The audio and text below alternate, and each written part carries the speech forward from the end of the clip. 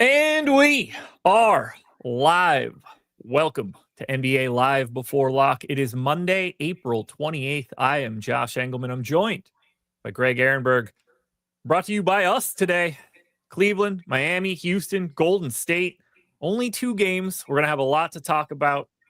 Doesn't look like we're going to have Darius Garland today. Does look like we're going to have Jimmy Butler. And I'll tell you what, I did not want that news at this point. There's not a lot of edge to be found on a 2-gamer. I would have liked that one precisely sometime after the tip of the first game, but we didn't get it. We did get a fun weekend of basketball. We did get Liverpool winning the Premier League. Both of those things happened for me, which made it a great weekend. Hit the like button, subscribe to the channel, hit the notification bell so you know when everything goes live. Follow us both on Twitter. It was not a great weekend for Damian Lillard, who is going to make $50 million next year for going to rehab. And I don't mean the bad rehab. Well, here's one. So Liverpool, nobody gives a shit about that except for you. I assume anyway. I know there's a lot of people outside of this YouTube chat that care about it, especially in other countries. But around here, I don't care about it. I'm sure the YouTube chat doesn't as much either. But also, I didn't realize that you were on NBA projections yesterday. I owe you a thank you because I came in 1st and 5th in the NBA Mini-Max with Josh running our projections yesterday. So shout out to Josh and also a little bit of an assist because Dame tearing his Achilles did benefit all of the KPJ exposure that I had yesterday. But Josh's projections played a big role in that. So shout out to Josh for running projections yesterday. Running projections yesterday on a day where my soccer team shipped the Premier League and I had to do a NBA Live Before Lock show during the game and get projections in for lock while I was celebrating them winning. And you were still able to pick up the dub. Do we want to just tell people right now how awesome it is that you picked up that dub? I think we should. All right. The floor is yours. As much as I want to take credit for giving you all of the ingredients, you did cook the meal. So they're going to get something fun for it. Absolutely. So if you guys sign up for any NBA DFS package, because I thought this would be fun. I won the GPP yesterday. Josh did the projections, so he did the heavy lifting. I just benefited from it. I just pressed the buttons and uploaded the lineups. But because of that, want to give you guys a chance to get access to any NBA DFS package on the site of your choosing, 50% off with the promo code DAME, D-A-M-E. So Dame, sucks, injured, out for not just the remainder of this year, but probably all of next year. Josh and I think we have some pretty interesting discussions on playback about what that is going to entail. I feel like you and I might be on the same page with this one if you saw some of my tweets where I think this could potentially end up leading to, but how you guys could benefit from Dame is just entering his name. When you check out here at Stokastic for any of the packages we have on the site, 50% off any NBA DFS package of your choosing. And then, as I'm sure a lot of you know by now, that also includes access to the Discord channel. So if you guys are ever watching shows or have questions for us outside of a show, hit us up in the Discord channel and we'll be answering any questions. I'm on the lookout for those to answer any DFS question you guys have for tonight's slate. Damien says Dame will bounce back. He's a dog. He will not be bouncing back to anything resembling his previous self. This is it for Dame being Dame. Yeah, it's, like you can't say that with 100% certainty, but I can say with like 99.99% certainty. He's a tiny guard who's 35 years old. He was already on the decline. He's now going to miss all of next year. So he's going to be like 37 by the time he gets back. I know it's hard to look at players who are like this great and you just kind of assume like, hey, this is a guy who's super durable over the course of his career. It's going to be we were already seeing him starts, and not that these two things are related, but like he had health issues that popped up just a few weeks ago that are pretty significant. It's just you get to a certain age and your body doesn't respond the same anymore. And unfortunately, that's where we're at with Dame here. And he is going to be out for pretty much all of next year. And he's going to be getting Giannis out of Milwaukee in the next year and a half, I would imagine. I believe so. I had some Bucks fans very upset with me yesterday for suggesting that as a possibility, which a couple of things. First off, it makes too much sense with Giannis in the Bucks for it to not happen. I don't even think the Bucks are a playoff team next year if they hold on to Giannis. No. So no, and if they are, it's like a play-in team. It's the East. It is the East. Yeah. We're talking like the 9 seed. Yeah. So even if they do, they're probably making it through the play-in game. But then, on top of that as well, with people being upset and be like, too soon for what? Talk about an injury? Why are we guy got hurt? It sucks. I don't want Dame to get hurt, but it's like too soon to talk about the fallout of a significant injury. Like, why is that something people Yeah. get offended by? Yeah. Well, obviously, you and I both know that we won't be caring at all about that. I mean, I don't want Dame to be hurt, but I don't care to talk about it today. That's for sure. Yeah. What on playback? I got a sneaky suspicion that you and I are going to spend quite a bit of time hypothesizing where Giannis Antetokounmpo plays basketball next year. I just updated all of the projections on the screen, by the way. So any ownership numbers you see are the current ownership numbers as of right now.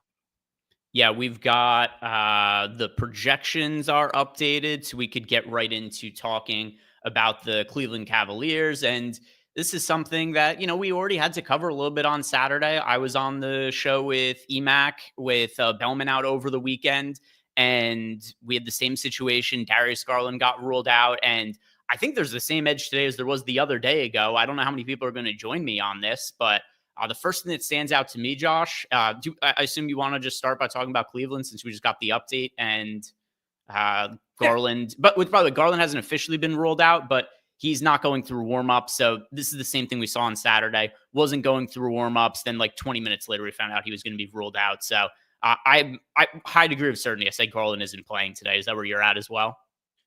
Yeah, seems like that's not going to be happening. We took him out of the projections. I've got this updated on the screen for it right now. But yeah, I'm going with the assumption that he's not going to be in.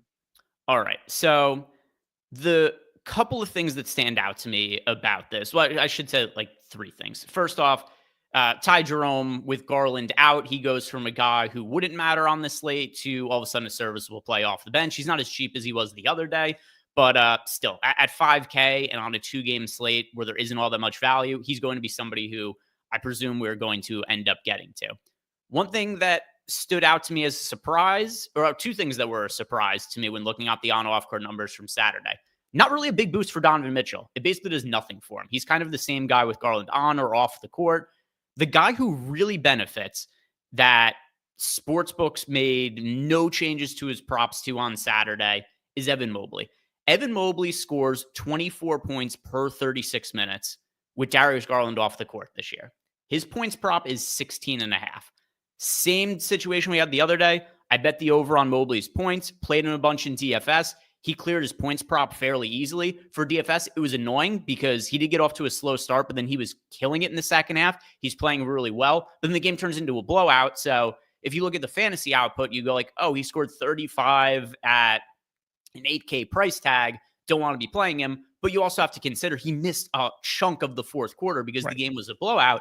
He was looking like he was going to have a really good game. He is scoring this season 1.4 fantasy points, or actually a little bit more than that, 1.42 DraftKings points, 1.45 FanDuel points per minute in the absence of Darius Garland. So, I don't really understand why sportsbooks are so low on props for Mobley with Garland out. I don't know either. I didn't bet it or anything crazy over the weekend, but I noticed it while I was playing DFS and was bumping these Cleveland guys in a slightly different way. Certainly in a slightly different way than I was expecting to. That's for sure. I liked Evan Mobley a lot this morning when I went through all of this on the strategy show. I'm running my not final sim, but I'm running a sim with Darius Garland out right now. I'm expecting him to be in a wealth of my lineups. 37% optimal right now, 30% owned.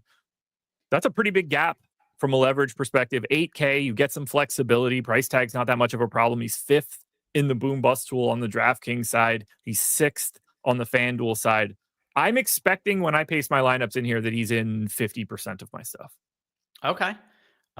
And then do you assume same starting lineup for Cleveland as we got the other day? Because they did start Sam Merrill and then just didn't play him all that much. Yeah, I'm guessing it's just Merrill again. I don't think Cleveland wants they're probably not trying to mess around, do anything weird at this point. Just hold serve, do it again, beat the shit out of them again, go about your business. Yeah, fair enough. I mean, if this was a game against Boston, I think Garland's probably playing, but because it's a game where They're just so dismissive of Miami. Did you see the interview Garland did the other day where they were asking about game planning, and he was like, "Yeah, we just attack Tyler Hero on every single play." Yeah, I mean, he said the quiet part out loud a little bit there, but like everybody in the world has the exact same game plan when they play Miami. Put Tyler Hero in a pick and roll. But like, It's it's not. I get it. I guess. It's funny too, because I mean, it's just so dismissive to just say to them like, "Hey, here's what we're going to be doing to you guys. Good luck." And there's Well, nothing they that they can't were stop able to, and they beat the brakes off, and without Garland playing, without one of their best players. So, by the way, I was wrong. I have 35%. It's Jared Allen with the massive stand, along with Ty Jerome, the guy that everybody else likes but me. yeah.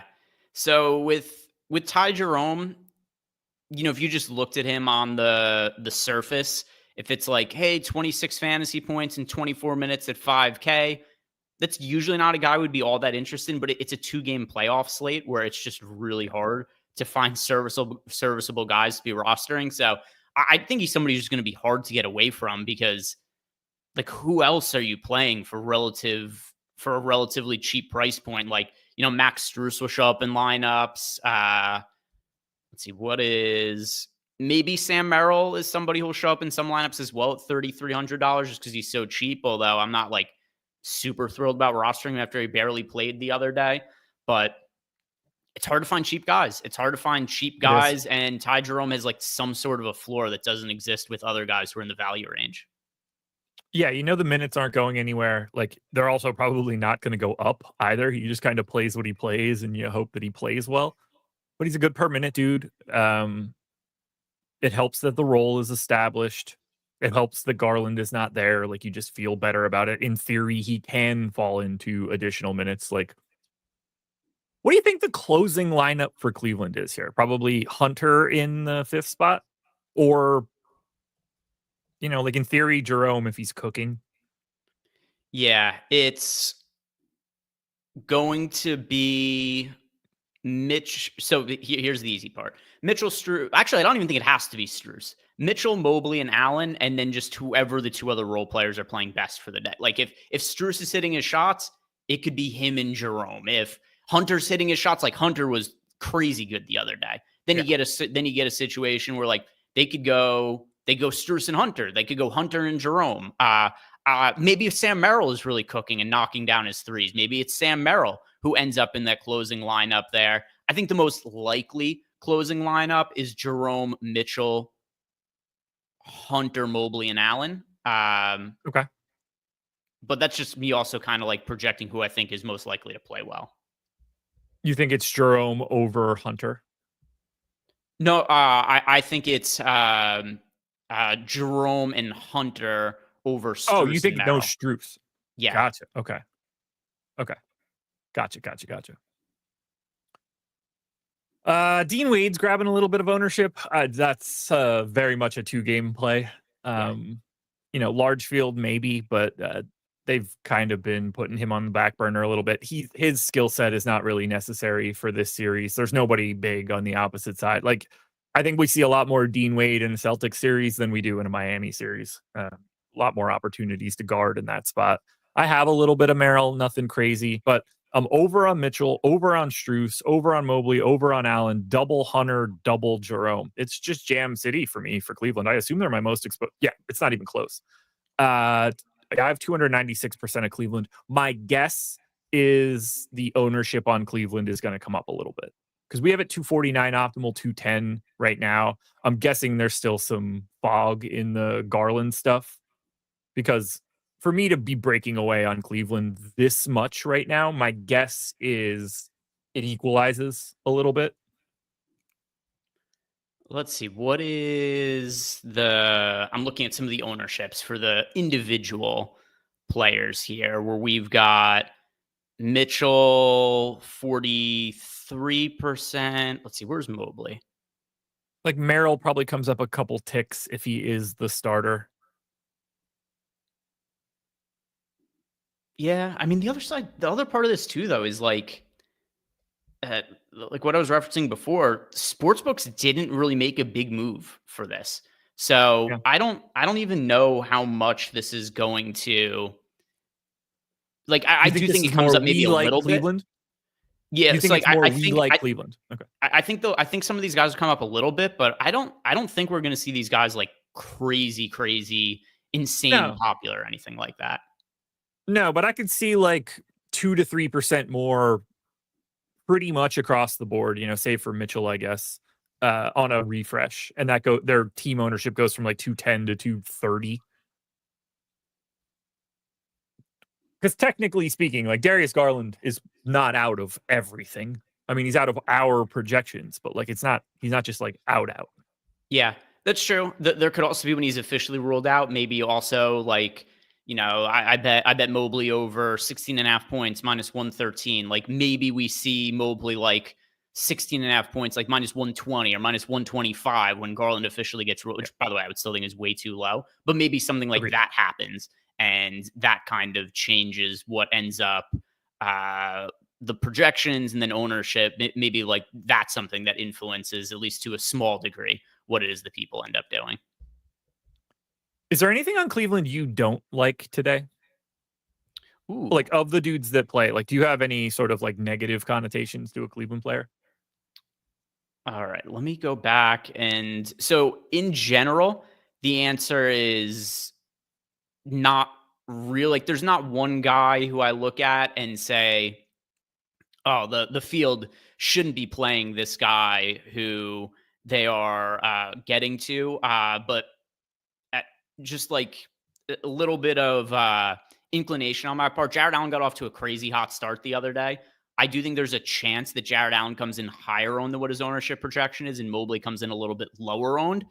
So I would prefer to flip their ownerships and be a little bit higher on Mobley and maybe a little bit lower on Jared Allen. It's a 2-game slate. I'm going to answer this question in advance because we're going to get it. There's no issue at all playing Jared Allen and Evan Mobley together on a 2-game slate. There's definitely a little bit of negative correlation, but whatever, not the end of the world for a 2-game slate. Uh, let's see, where are some of the other guys? Oh, also Max Strus, I'm fairly confident he's going to come in more popular than what his ownership projection is. He was really popular on Saturday and crushed. We've seen this so much this postseason. It happens in other postseasons too. I feel like it's happening even more this postseason though. Whoever played well the previous game, everybody wants to roster them.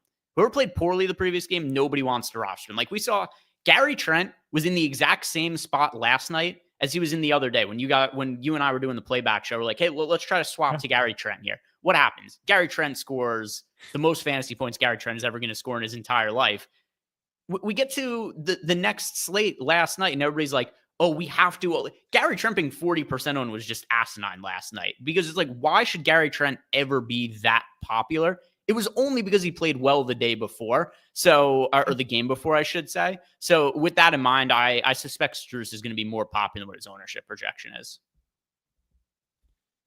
I hope not, because that's Yeah. just going to make my exposure look worse as of right now. I don't want that at all. I don't disagree with you though. His props it doesn't matter now because of Garland, but his props this morning were so weird that I couldn't change his rates enough and still let him be Max Strus and get to where he was, which was starting to lead me to think that Garland was already not in the like prop line of some of these ancillary guys. But yeah, as of right now, big old Cleveland stand for me.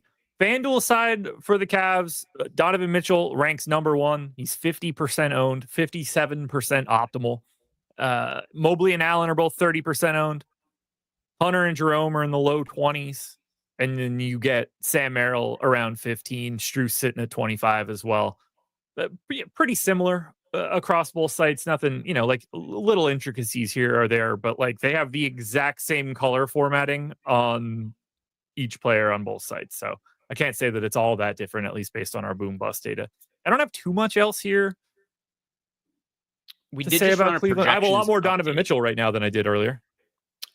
We did just run a projections update too. I'm kind of comparing to see if this changed anything significantly or what did change here. I'm just comparing the projections in here to what I had for Cleveland before. It doesn't look like anything significantly changed. It's just some like minor tweaks to guys.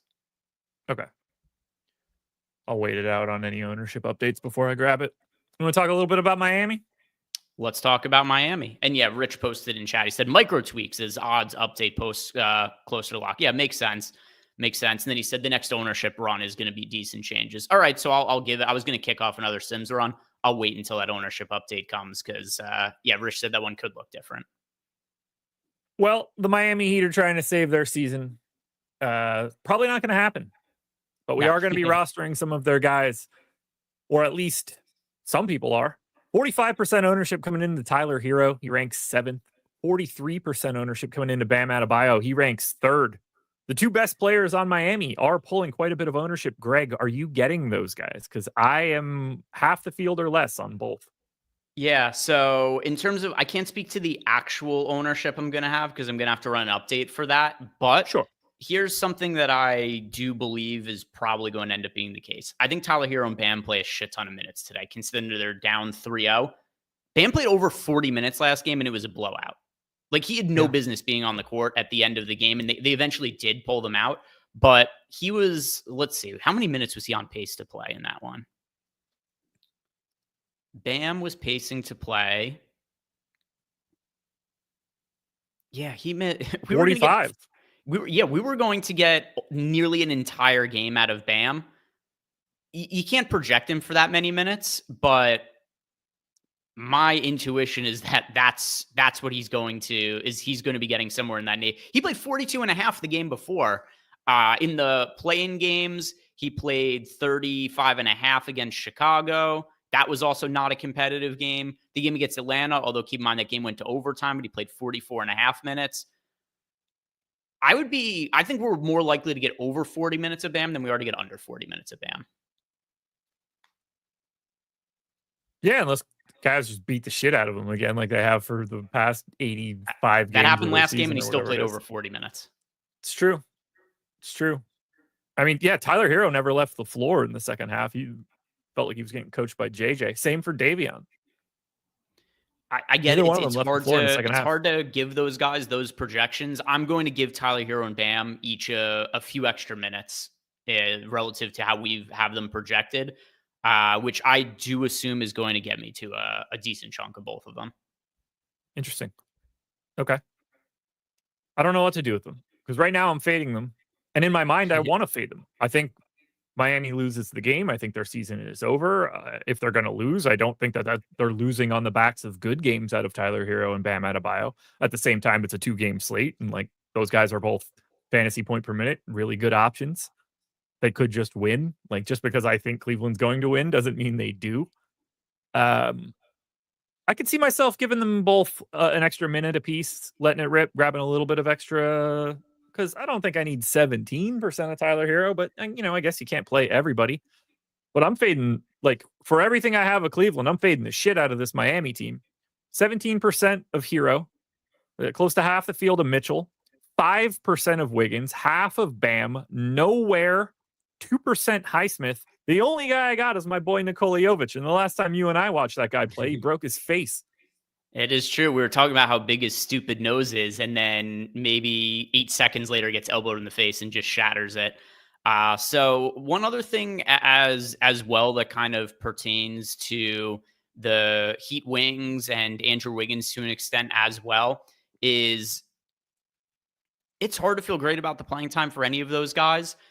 Wiggins, more often than not, I think should play serviceable minutes, but we've seen them also bench him at points in time in the series. Just a couple of games ago, he didn't play all that much. Last game, while all the other starters were out towards the tail end of the game, despite the blowout, they took Wiggins off the court. So I don't feel great about him. We're not projecting him all that well, but I don't feel good about any of the ancillary pieces for Miami. I don't feel great about Jovic. I don't feel great about Haywood Highsmith. It's going to be, they're going to ride the hot hand. And those guys, especially the ones off the bench, are just not great fantasy producers. So, like, you and I were on the right side of Haywood Highsmith for game 2, I think, of this series. But it was a slate where the small forward position was dog shit. Haywood Highsmith was super cheap. And even then, he made like 60% of his threes and was like barely serviceable. He just doesn't provide fantasy value in any way other than making a shot. So it's hard to like tertiary pieces from Miami. Matt Butler in chat. It's feeling likely that Ware won't start for Miami. You think it's Jovic? Could see it. It's possible. It's possible. They've gone away from Ware a couple of times. I mean, also if Ware doesn't start, he's liable to be just the DNP coach's decision in this game. Even if he starts, I don't expect him to play all that much. I mean, if Bam's going to play 45 minutes, then Ware might play 3. Yeah, that's what I'm saying. There's a scenario here where if Ware doesn't start, he barely plays or just doesn't play at all. Because you look at those minutes from Bam last game, and they were down 2-0. Now they're down 3-0. This is even more of a must-win sort of scenario. Bam and Hero might not come off the court. What was the score at the end of the third quarter? They were down 88-64 when Bam and Hero checked in to start the fourth quarter. So they were down 24 and played those 6 minutes. I want to know what they had to get the score to. Oh, there's Garland officially out. I wonder what the score had to get to if they would have played the whole game. 15, 14, 13. Like, it wouldn't have taken much to get a couple extra minutes. Yeah. By the way, the props are starting. It is funny. Props are starting to go up for the Cleveland guys now. Like, we knew that Garland wasn't going to be playing. And I'm looking at Mobley now. His points prop just moved from 16.5 to 17.5. It's like, really, we're moving lines for this now. Like, we didn't know that Garland wasn't going to be playing 15 minutes ago. But this is something that probably influences some of the projections and ownership now as well. Any Larson interest on a day like today? Technically speaking, he was one of the first 2 guys off the bench. He and Highsmith checked in together to start game 3. Now, I mean, it's not like it was going well, and then he didn't get an actual rotation in the third quarter because nobody came off the floor, but probably not. Anything there? Probably not. I guess I'd feel better about taking shots on him than Highsmith just because he's cheaper, but like that's not really saying much. The real answer is I'm probably not going to have any of either of them. How can you not play anyone who's going to be playing 40 minutes in a winner go home scenario? I mean, pretty much anybody with a pulse in both of these games are going to be playing 40 minutes today, save for the Cleveland guys who just haven't had to all year. But you're going to get massive minutes out of most of Houston, Miami, and Golden State for the guys that you think can do it. Problem is, most of them suck. Yeah, and like Josh said, these are all really high leverage games. So for Cleveland, it isn't. Just because, I mean, like they're clearly showing no urgency. They're not playing Darius Garland, say, but crazy high leverage game for Miami, very high leverage game for Golden State, very high leverage game for Houston. You can't play everybody from every single team. So if the argument is like, how could you not prioritize these Miami guys because it's an important game for them? Well, you have to prioritize. Like it's an important game to some extent for everybody. Even for Cleveland, it's still important. It's just less so than the other teams playing today. Anybody else we need to be touching on here from the Miami side? You got any Duncan Robinson takes you want to get off before we look at a different team? I'm really interested to see the starting lineup.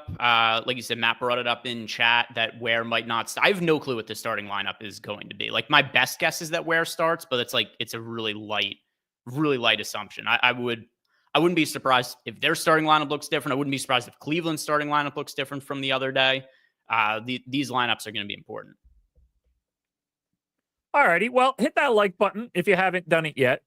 Don't forget, Dame promo going on, 50% off any NBA DFS package as long as you use that promo code Dame. Shout out to Greg for taking down the Minimax yesterday. Shout out to me for giving him the ingredients to do so. You could also sign up for the Portfolio EV tool. OddsShopper.com. Take a market-based approach to beating the books. There's a link in the description. If you've never signed up before, you can always get a 7-day free trial. We have mass bets, parlay builders, odds boost calculators, shop around for the best lines, get expected value and expected win rates. Do the same thing on pick'em sites like Prize Picks and Sleeper and Underdog and Better and Dabble. You can do all of those things through OddsShopper and the Portfolio EV tool. Link in the description. Game 2.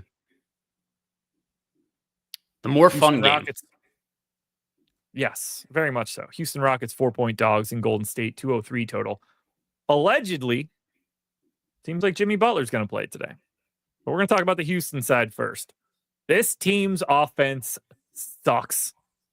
It's what I was kind of expecting to happen here, but boy, oh boy, is this going to be an interesting one from DFS purposes. And good luck trying to figure out who you actually want to get to here. 30% ownership to Van Vliet, 30% ownership to Jalen Green, 30% ownership to Amin Thompson, 30% ownership to Alperen Şengün. Then you get to the 25 spot for Tari Eason. Then you get to the 20 range for Brooks and Smith, and then you get 15 for Adams. It's just like a very flat amount of all of these guys. They're all between 4.4 and 4.9x their salary. They're all just kind of sitting in the mid 20s and optimal, except for Şengün. How do you separate Houston here? For as much as the second game is better of a real life game than the first game, also the playoffs have been awesome this year. I have here we go. Starting lineup, normal start, Hero, Mitchell, Wiggins, Adebayo. So normal starting lineup for Miami, nothing changing there. There we go. As much as this game is better from a real life perspective, it is so much worse from a DFS perspective. I have so much more interest in more guys. My lineups are going to be front loaded today, which makes me feel to some extent better that we have the update on Jimmy Butler, because I definitely wouldn't want to be in a position where we were unsure if he was going to be playing, but the early guys were projecting a lot better. That would be a really tough predicament for a 2-game slate. So looking at the way that this slate breaks out in general, just want to make a note, I'm going to have a lot more exposure to the early game and the late game. So my lineups look really good for at least the first few hours of the slate. As far as Houston goes, nobody really stands out to me. There are guys who are just going to be unavoidable. We have to get some exposure to because it's only a 2-game slate and we have limited options. But on the points per dollar rate, our best projected player is Şengün at 44 fantasy points at 9K. Jalen Green at times looks really good. And then at other times he looks like, why is he a rotation player on a playoff team? It's crazy. Jalen Green, constant rug pull where it's like, oh, this guy could be a superstar. Oh, this guy might be out of the league in 2 years. I feel so much differently about him every time I watch him play on different games. He's the linchpin to them winning this series. If Jalen Green is the good version, that's the offense they need and they win. Yeah. If he's just the shot chucker that we're used to, then Golden State moves on. And we've seen stretches where, there's times in this series where he's looked really good as well. I do have one player that I'm eyeing, though, Josh, as somebody who I think has really substantial upside, but also has just not looked like the same player in the playoffs. That's Amin Thompson. He was such a good fantasy producer at one point, and I know he got banged up a little bit at the end of the season, so maybe he's not totally 100% healthy. Maybe the physicality of playoff basketball and the fact that he's not the greatest shot creator, maybe that's something that's been working against him. But this is a guy who Houston was playing 40-plus minutes during stretches over the regular season, and now they've kind of had to take him off the court at times just because he hasn't been producing. We only have him projected for 33.5 minutes. That has him for 33.5 fantasy points. If he plays well and then he plays some of those 40-minute games like we saw in the regular season, which I do think is I don't think it's the most likely. I think it's very far from the most likely scenario, but I think it's a possible scenario.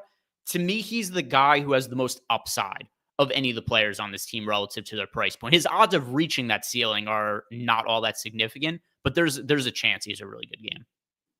Yeah, his good game is insane when it happens. If it breaks correctly, he gets a couple run-out steals, a couple extra buckets. He fills the stat sheet in a way that you could look back and think, oh my God, that was incredible. But he's also in a tough spot in the playoffs as a guy that can't shoot. And when you get to the playoffs in these scenarios, you start seeing a defense that's a little bit different. They're going to give him the world. And if the first one or two don't go in, it's a young kid. Going to get pretty tight down 2-1 in Golden State, and then maybe those shots aren't going up. That said, maybe they go in. But right now, I'm well under on Amin Thompson. I do like the ceiling, but I'm not there. The guy that I'm getting is Şengün. Massive stand. The paint is just his. There's the size differential between Houston and Golden State is stark. I'm going to hope that he continues to just own the boards. I'm going to hope that he can find some sort of efficiency offensively. It's really crazy how bad he is offensively from an efficiency standpoint. It's just evaporated this year. 9K is not like my favorite price tag in the world, but it appears I'm just jamming centers. I had a ton of Jared Allen, and now I have a ton of Alperen Şengün. By the way, we did get the Cavs starting lineup, and it is also the same starting lineup from the other day. So, despite the blowout from Game 3, neither Cleveland nor Miami. Well, I mean, it makes sense. Cleveland won by a shit ton of points. I did think, though, just because they barely played Merrill, that maybe they'll get away from him. But no, Sam Merrill starting, and then also, like we said before, Khalil Ware starting, and same starting lineup for the Miami Heat.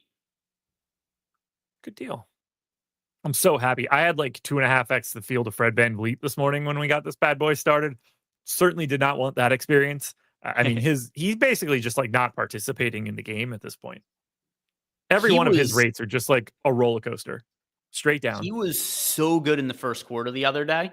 I want to say he made his first 4 shots and had 13 points at the end of the first quarter, and then was like invisible for the rest of the game.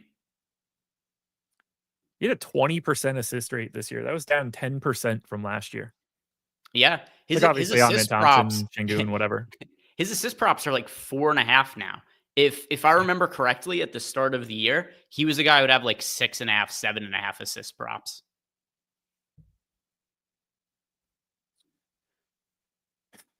I can't even find. Like, I don't have a take on Jabari Smith or Tari Eason. Like, flip a coin between those guys. One of them will probably play well. One of them probably won't be that interesting. One will get 2 extra minutes. One will get 2 less minutes. I don't have a great feel on like the Steven Adams as the backup guy. I mean, he's a good enough per minute guy that it's fine. I think the Dylan Brooks experience is never fun, but it's a 2-game slate. My only legitimate stand here is Alperen Şengün, and I'm happy to take it. I guess it's a pretty big stand the opposite direction on like someone like Amen Thompson, who I only have 12% of, but I'm also okay with that. But who do you like in this game? Because that kind of like informs it a little bit. Obviously, everybody likes Cleveland, or at least logical people like Cleveland. But like, who wins? This one matters. Yeah, the Warriors for me. We'll talk about it when we get to Golden State. I'm not exactly sure what to expect here from Jimmy Butler. He had the asshole injury the other day. He wasn't able to play through, and now he's going to be back. He's going to be active. But from what we heard, he was struggling just to walk because of how banged up he was. So I definitely have concerns about how effective he's going to be out on the court. You think it hurts really bad to take a dump? Yeah, I mean, he's got an asshole injury. Yeah. Fell right on his asshole. It did look awful, though. Like, jokes aside for Jimmy Butler, that looked not fun to do. I think we had 3 of them in that same day of guys getting undercut and falling on their ass. Yeah. There was Jimmy Butler. Who were the other ones? But yeah, it led to a debate online about whether that should be a reviewable play or not, or what should have happened. The other thing too is the play where it was like people wanted Amen Thompson to be ejected from the game, but it wasn't even Amen Thompson. It was Steven Adams actually inadvertently pushed Amen Thompson into Jimmy Butler, and that led to Jimmy Butler getting undercut.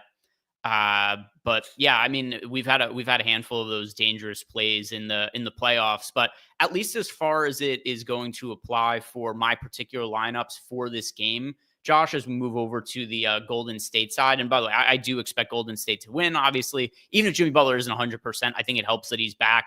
At the very least, it means they don't have to play Kuminga, and Kuminga is just absolute dog shit terrible. I couldn't believe they started Kuminga last game, and then kind of reasonably he got run off the court. Like in a game Golden State won, Kuminga was like, I don't know, like -9 with him on the court or something like that. Even like 50% of Jimmy Butler is a more effective player to have out there than whatever Kuminga has to offer. But from a DFS standpoint, we've got a ton of ownership going to Jimmy Butler. And if he was contrarian, I would say, hey, I'm going to roll the dice on him being really healthy. But the fact that he's nearly 40% owned and we've got these reports that he's been struggling to walk as of late, that's somebody I want to be underweight to the field to. Do they just fix that by taking magic medicine?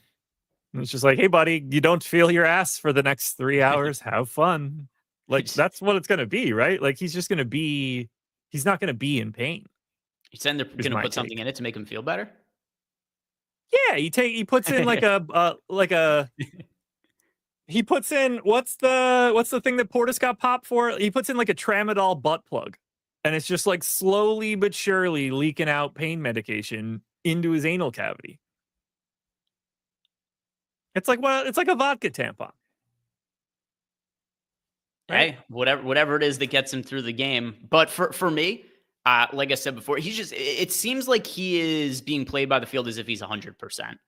Because like what if you knew if you knew that there was no issues with his health, isn't that what he'd be? Is about 40% for this game.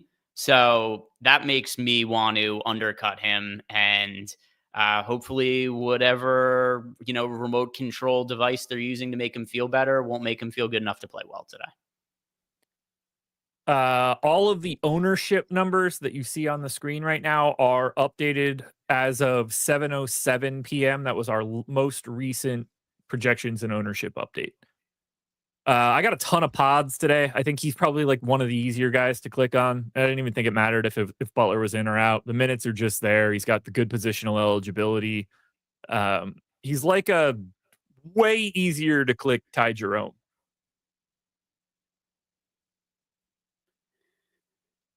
I feel better about every bit of it. I feel better. He's by far my favorite player to roster in the late game, like by a mile. It's not. I have 68%. It's not close. I mean, I like Şengün a lot too, but Podziemski at 5,500 is just a very different play. Yeah, I have, and this is only because of some adjustments that I made to Thompson, just because there's a ceiling there, so he shows up in about half my lineups. But if I hadn't made any kind of adjustments to him, I would have Podziemski in just over half my lineups, and then not a single other player in this game in more than 30% of lineups. So Podziemski just by a mile the best guy to be rostering in this late game. And he played really well down the stretch of the regular season as well, even when it was a healthy team with Jimmy Butler, Draymond Green, Steph, all being healthy and active. Podziemski's just a guy who it seems like Steve Kerr trusts now and likes to play extended minutes. And he's still priced down a little bit as well because of the time that he missed with the food poisoning the other day, where he played, like 15 minutes and just had zeros across the board. That's a complete non-issue. That's almost a full week ago at this point. So, I think Podziemski, if you guys are playing cash games for a 2-game slate, he's somebody you'd be playing today. And for GPPs, he's the best late night hammer. So you're a little lighter on Golden State right now? Is that what I was just hearing from you, other than Podziemski? Yeah, I don't have very much of the other guys from Golden State. Let's see. Who do I have the next most of? Interesting, because I have 40 of Curry, 30 of Butler, 30 of Draymond, almost 30 of Gary Payton right now. Oh, and do you think Post is starting here? That's a good question. Because, was Post starting because Kuminga was starting? Was this a shooting thing? And now with Butler back, not that Butler's a shooter, but now with Butler back, is it Moody again? I think they could. They certainly could. I think the most likely scenario is going to be Curry, Podziemski, Butler, Green, Post. But they could go back to Moody, and that would not be shocking whatsoever. Because it is two very distinctly different lineups, and I don't know how they're approaching it right now. I think just because they played well last, and also Post has played really well this series, I think they're probably going to stick with him. Seems like it. I agree. Is a talking point. I just exported a sim run. I'll probably run one more and use a different set, but let's see where we're at now after getting that refreshed, getting all the projections updated. Maybe everything that I'm saying is horseshit now. Even more so than it was before. Hit that like button, by the way. We've also got some questions from both Super Chats as well as from Discord. Christopher Kendricks says, FanDuel 50K to first. What percentage to first do you recommend? Well, I recommend whatever actually is the percentage to first, which here, I'll tell you how to do this right now. You're just dividing the actual first place prize pool by the total prize, which, let's see, what is it for FanDuel? 200? It's already full, so I don't know what the total prize pool is. But Chris, let's say that it's 50K to first, and the total prize pool is 200,000. That's probably what it was. 50 is 25% of the $200,000 prize pool. So assuming that's what it is, just take first place, divide it by the total prize pool. And like Josh said, I assume it was 200,000, which would be 25%. If it's 250,000, then it would be 20%. So just depends whatever that total prize is right there. But yeah, it's really easy to do the math and figure that one out there. Then YSN wants to know our favorite top 2 options for DK tiers. So I got it pulled up. You ready? I am. All right.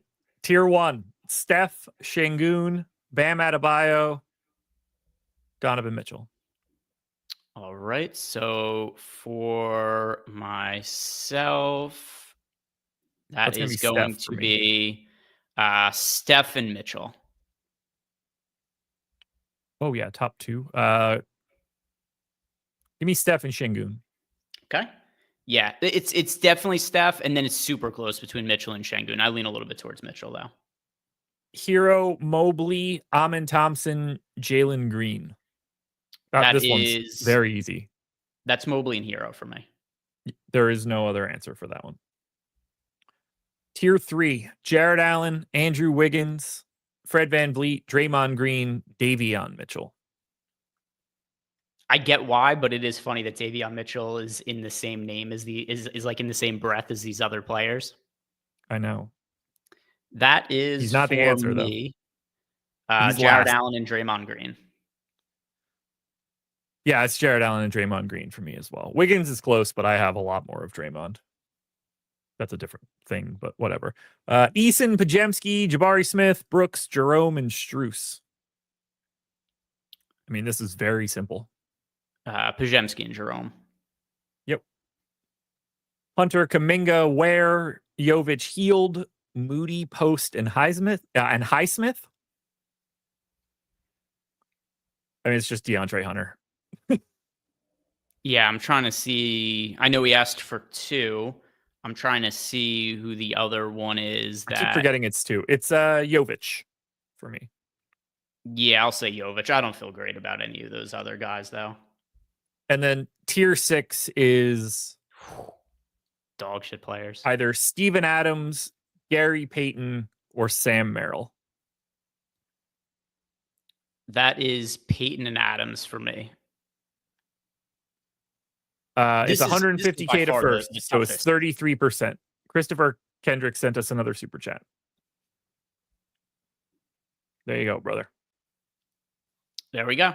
All right. Yeah, you got it. You got it, man. So even better than us just giving you the answer. Now you know how to do it by yourself. So yeah, it comes out to 0.33, 33%. And then if it's a number that isn't exactly what we have in the Sims tool, because like we don't have a 33.3, just pick whatever is the closest one. 30, 35%. It's not going to make a significant difference there. But yeah, whichever number is closer then. Craig. Josh. It's time.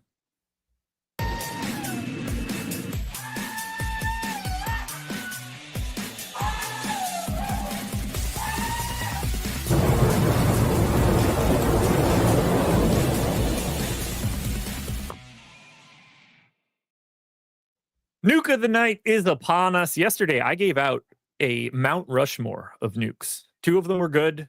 1 of them gets an incomplete. 1 of them was bad. I'll take it all day, every day. Today might end up being a little bit different, but we need to hear it first from you. Who will be your nuke of the night? Ooh, okay. So for me, on my nuke of the night, which... By the way, I have to do one more update of my lineup. Some of my stuff's looking a little weird right now. But anyway, nuke of the night for myself. I am going to... Oh, I see what I did here. All right. Yeah, I do have to redo this. But anyway, I am going to go with... Man, what direction do I want to go here? There are so many reasonable options. All right, so... Do I just want to go with a chalk guy? Do I want to... All right, I'm going to go with Amin Thompson here. I am getting myself overweight to the field to him. It's certainly not a safe play. I don't feel like tremendously great about it's possible that he just isn't somebody who's quite having enough tools yet to be as good in the postseason as he is in the regular season. But when you consider how much cheaper he is right now versus what he was during the regular season, and then you also factor in that for a 2-game slate, he kind of has modest ownership. I do like to buy low on guys when they're in situations where their price tag has gone down from what they're at in the regular season, what they're at historically.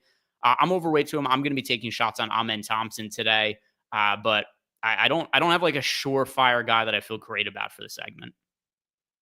Well, Amen Thompson is my 4th biggest fade as of right now, although I am waiting to export these lineups before I give out my nuke. Michael Dixon just asked on FanDuel, can you play Butler and Curry together? Yes, it's a 2-game slate.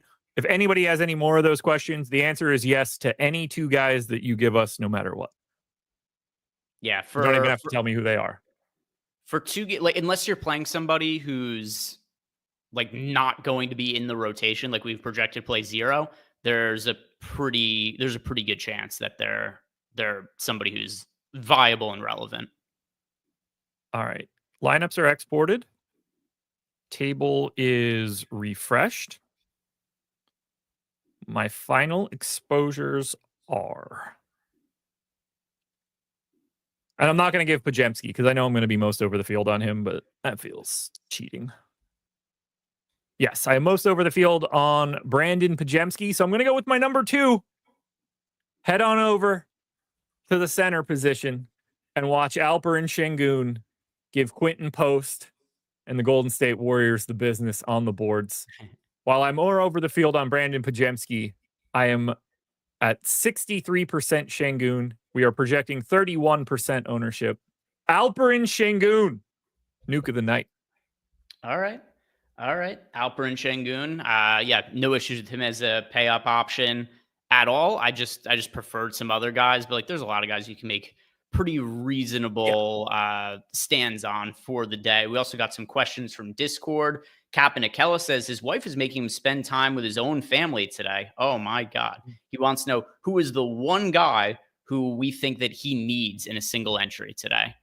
All right. So who's one guy who, and I guess this could be a chalk guy. This could be however we want to put it, but one guy who you think he cannot go without in a single entry lineup. Brandon Pajemski. I think he's the first name I click on any lineup I built today. I'm going to say Bam. Okay. Just based on those minutes he played last game and what we think is possible for his playing time. Sure. I ended up with 37% Bam, 35% Hero. I gave them both 1 additional minute before I ran my stuff. And I give a boost to the Golden State Houston game for being the later game as well. Okay. All right. But that took me from like having less than half the field of both of those guys to like basically being neutral. And I feel a little bit better about that. Biggest fades are, my second biggest fade now is Amen Thompson. I have 6%. He's 25% owned. So we are at odds today. And then my actual biggest fade is Andrew Wiggins, projected for 22.5% ownership. I don't have him. Okay. Yeah, I had. I'm doing one more run of my lineups. I realized I messed something up and ran some lineups with outdated CSV, so I'm updating. It's not going to like crazy change some stuff. I just want to make it like a little bit more accurate to know exactly what some of my exposures are final. I'll know in 3, 2, and 1. All right. So for me, where did I land on some of my biggest stands? Yeah, I have 2% of Andrew Wiggins, so barely ended up getting to him here. Didn't end up getting to. I still don't like what my lineups look like. This is annoying. I mean, it is what it is. It's just like who the data is like. Like I just don't like what it looks like. Yeah, I could see that. I'm just working my way through them all now.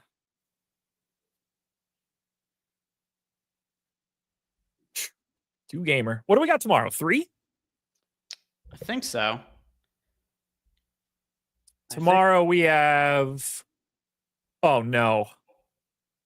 We have Bucks Pacers at 6 p.m. I forgot. Yeah, it's a really weird one. I remember I was really confused by this when I was setting the schedule up over the weekend. Now I remember, yeah, tomorrow's the day. Yeah, we have the NBA slate locks at 6 p.m. Eastern time tomorrow. That's fucking awesome, dude. We do playback from 6 to 7. I get my life. I get to eat dinner like a normal human being. Yeah, we will be doing playback from 6 to 7 tomorrow. Oh, we're doing playback right now. We've been live on playback this entire time. Playback.tv/Stokastic. You guys could watch the playoff games along with us. Listen to us talk about late swaps, ownership, where Giannis is going to play next year, all that kind of good stuff. You can subscribe to our playback channel and watch the playoff games on our channel all year. It's kind of sick, honestly. You get to watch Greg and I do commentary over top of it from time to time, like today, where we'll be live in 3 minutes on playback from 7:30 till 8:30, watching the first half of Cleveland and Miami and cheering for just the guys that are in my lineups and not the guys that are in Greg's. I won yesterday, so what do you think? It's like your turn or something? It'd be nice. I deserved it 2 days ago or 3 days ago or whatever. I had 12 lineups in the top 1% of the minimax. That's a good deal. That's a good deal. Yeah, maybe it'll be your turn. I'm still going to try to win, but we're definitely diametrically opposed on Amen Thompson. So I think, oh, by the way, we got, oh no, we answered that super chat already from Michael Dixon. Yeah. I'll just really quickly check Discord as well to make sure there weren't any other questions. We did have, Coach asked us a question, but it's the same as the question that Cap and Akella asked. The process asked us, who do we like getting different for single entry in a small field? DK, GPP. That's Amen Thompson for me. If you had to pick a contrarian guy today, Josh, also, I think a Jovic is a reasonable lower owned guy to be going to. I ended up getting to a little bit of him. If we're just talking about like super contrarian guys, that's also all relative to 2-game slate. But anybody who's like really low owned that you would feel good about here? I don't have anybody significant in the single digits. I think Jovic would be the guy for me, or Gary Payton. I have 27% of both of them. They're both like 18% owned. Dylan Brooks and Steven Adams. Or I guess Steven Adams is 13.5, and I have 23. Mm-hmm. But like I don't have a giant Buddy Hield stand, Quentin Post, Dean Wade. Like I don't have any of those guys. And I typically don't. Yeah. M. Grizzly asked who were most overweight to the field to. For me, Tyler Hero, Amen Thompson, DeAndre Hunter, Brandon Pajemski. And Josh read off his before. Yeah, mine are Pajemski, Şengün, Ty Jerome, and Jared Allen. And then on the underweight side for me, Curry, Butler, Wiggins, like all the Golden State, like basically the entire Golden State Houston game, especially the notable guys like Curry, Butler, Jalen Green, Draymond Green. I'm like even with the field on Şengün. And then from the early game, we're going to have very different nights tonight. Like one of us is probably going to be decent. It's going to be hard for both of us to be awful. Yeah, you would think so because we're playing all different guys. And then King Yusuf wants to know Şengün and Eason or Adebayo and Brooks. Player compare tool, I think, is the answer. Yeah, I'm not high on Eason or Brooks for today. I'll say Adebayo and Brooks just because I like Adebayo a decent amount, but yeah, like I like Şengün, fine. Adebayo, fine. I don't really like Eason or Brooks. I can't remember. Did you say you have any kind of stand on Eason or Brooks? I'm neutral on Eason, so I'm looking at the totals here. 81% total to Şengün and Eason. What's the other combination? Brooks and who? Brooks and Adebayo. Oh, it's the Şengün side for me. Okay. I mean, I assumed it was, but I had to check it because I didn't have a fucking clue how much Tari Eason I had. We're locked, man. Let's go to playback. Thank you guys for being here. Hit that like button, boys. And girl or two. In chat. Did you drop the link in? I'm going to do it right now. I'll beat you to it. Link is dropped into chat. Head to playback.tv/Stokastic. We are going to go watch Cleveland and Miami. Your lineups are locked. It's time to sweat. Let's have some fun. Hit the like button on your way out the door. Sign up for the Dame promo code Dame, 50% off any NBA DFS package.